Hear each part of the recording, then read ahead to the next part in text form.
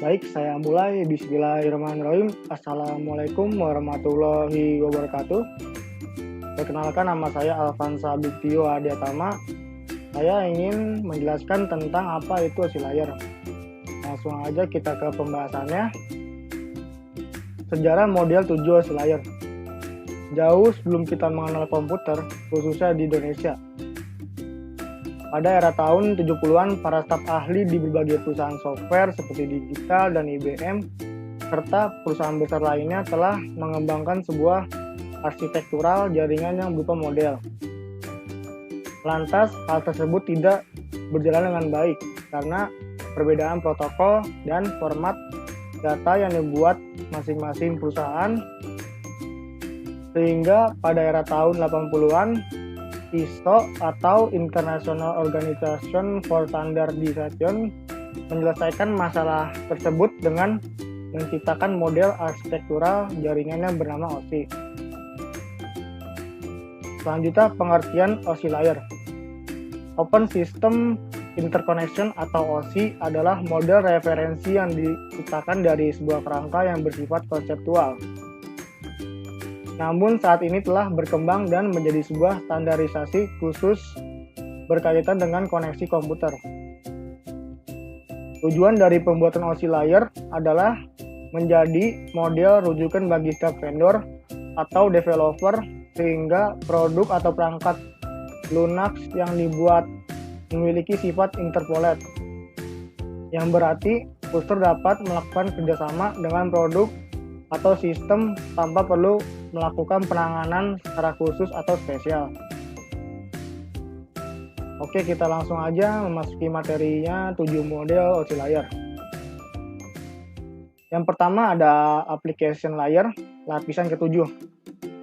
Application layer adalah lapisan yang menjadi pusat center terjadinya suatu interaksi antara pengguna end user dengan aplikasi yang bekerja menggunakan fungsionalitas sebuah jaringan.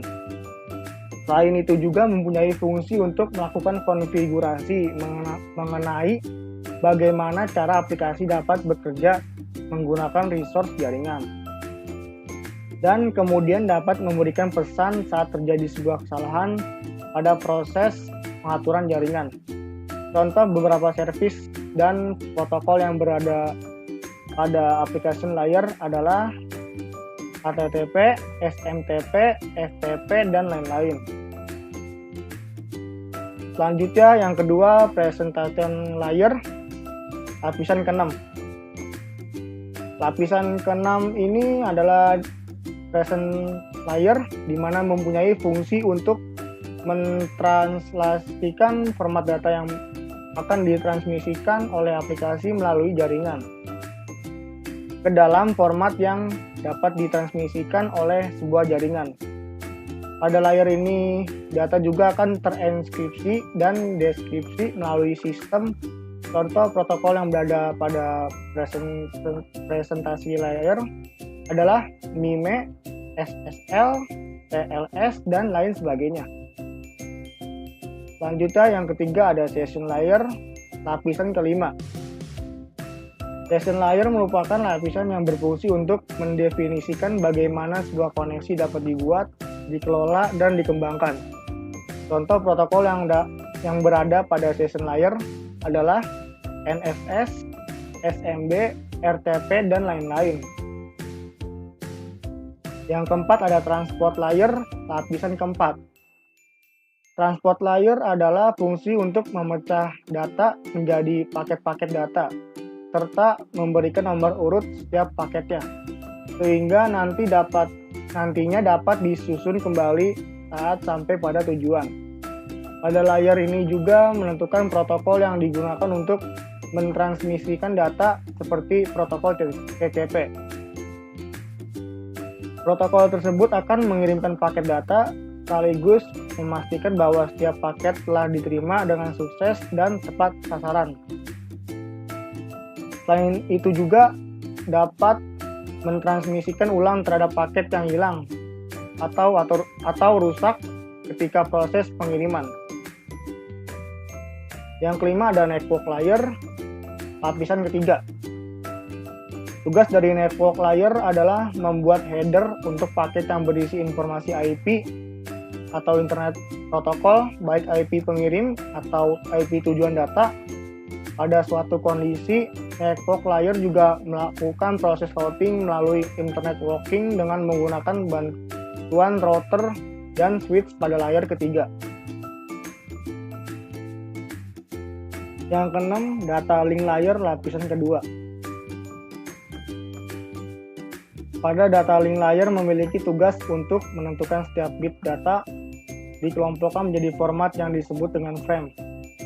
Pada level ini juga terjadi koreksi kesalahan, flow control, pengalamatan hardware atau perangkat keras, seperti halnya pada MAC address, media access control address, serta menentukan bagaimana perangkat jaringan seperti hub, reverter, bridge, dan switch pada layar 2 dapat beroperasi.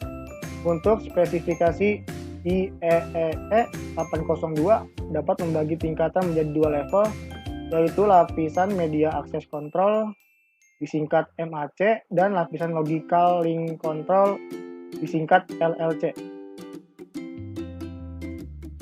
Physical layer lapisan ke-1. Model OSI layer terakhir dan yang paling utama adalah physical layer.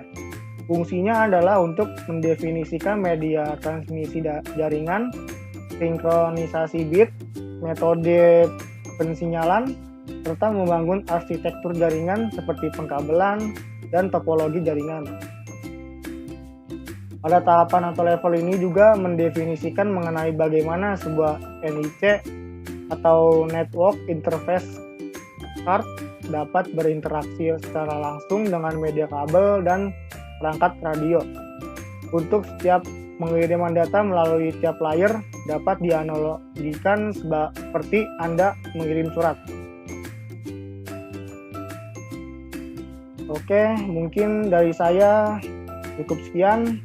Kurang lebihnya mohon maaf. Saya akhiri. Wassalamualaikum warahmatullahi wabarakatuh.